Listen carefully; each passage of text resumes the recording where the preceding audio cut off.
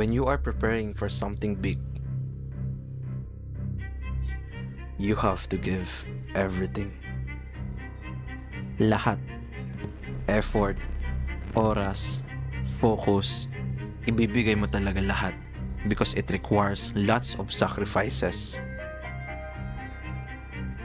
This preparation is not just about physical, but kailangan mentally, emotionally, and even spiritually stable ka.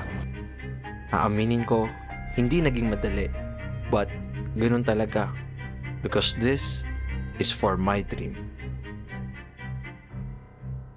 Despite the doubt, I proceeded. Kahit ang daming what if, kahit minsan ako na mismo ang nagdududa sa sarili ko, pinili ko pa rin magpatuloy.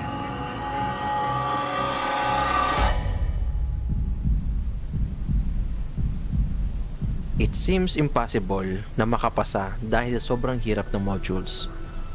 But God made a miracle.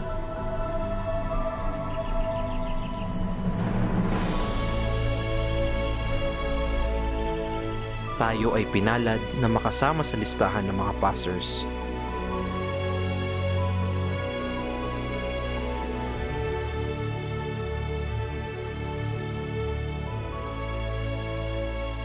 I'm so grateful sa trust and support ng friends, relatives, and loved ones.